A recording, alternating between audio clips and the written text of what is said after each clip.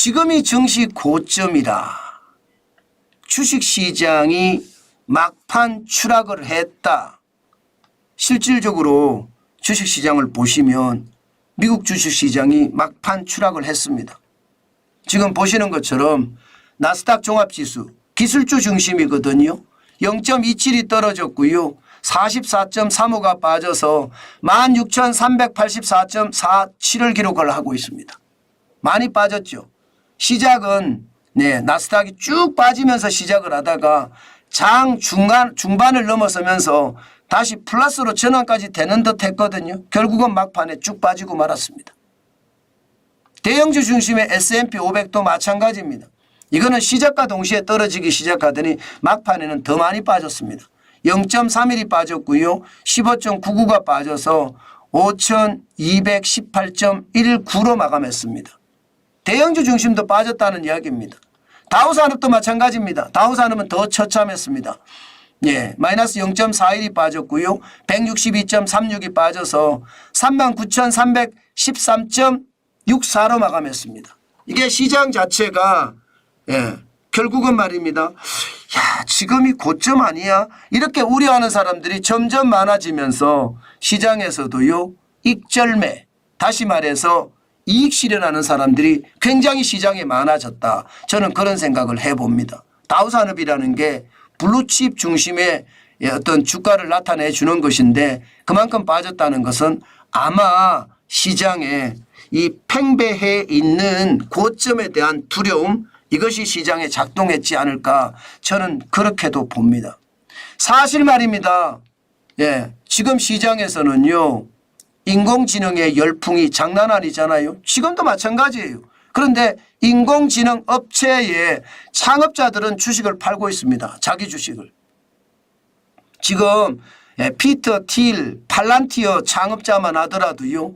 2021년 2월에 5억 480만 달러를 팔았거든요. 그런데 2024년 3월에 1억 7,500만 달러를 팔고 있습니다.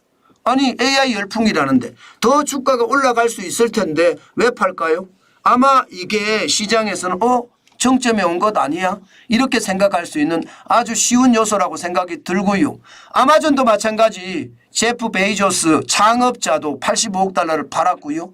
심지어 앤디 제시 최고 경영자도 2,110만 달러를 팔았습니다. 앤디 제시 최고 경영자는요. 2022년에서 2023년 총 매도액 만큼 팔았습니다. 2022년, 2023년 2년 동안 2,360만 달러를 팔았는데 이번에 한꺼번에 2,110만 달러를 팔았다는 것, 우리가 한 번쯤 생각을 해봐야 된다는 뜻이고요. 여기에다가 말입니다. 최고 경영자들, 특히 월가의 황제라는 제이미 다이먼이 1억 5천만 달러를 팔았다. JP모건 체이스의 주식을 팔았습니다. 자사주를. 그럼 그거보다 더 좋은 것이 있다는 뜻이잖아요. 투자할 곳이 딴 데가 있다는 뜻. 마크 저커버그 메타 플랫폼의 대표입니다. 창업자입니다.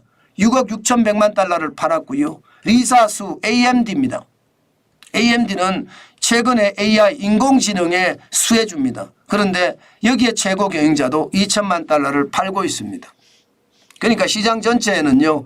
그만큼 말입니다. 최고 경영자들이 자꾸 파니까 다우산업 지수에서도 이게 위험감, 어떤 정점에 대한 두려움 이런 게 생기고요. S&P에서도 마찬가지, 대형주 중심도 마찬가지일 거 아니에요. 그런 위험감이 생겼다. 기술주 중심도 마찬가지. 그래서 막판에 추락을 한 것은 아닌가. 시장은 그렇게 분석하고 있습니다.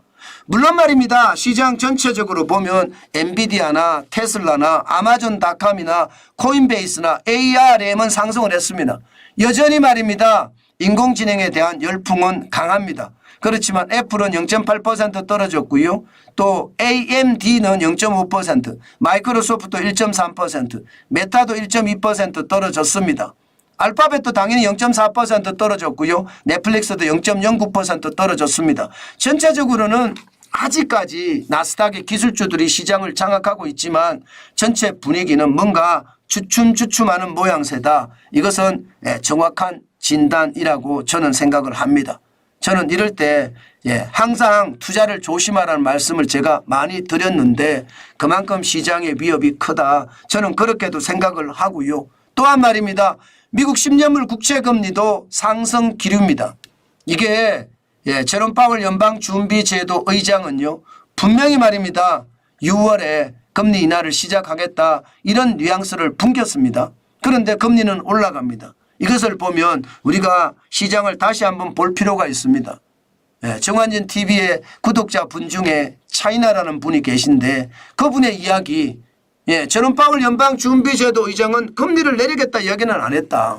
울퉁불퉁하지만 기본적으로는요.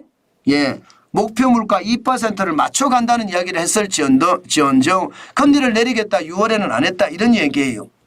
저도 그 말씀에 동의를 하거든요. 그러나 뭐 앞으로 시장이 어떻게 변할지 모르지만 현재 시장에서는요 6월의 금리 인하는 아니고 7월의 금리 인하가 아닐까 이런 이야기가 나오는 겁니다. 그렇게 나오자마자 시장은요 살짝 올라갔습니다.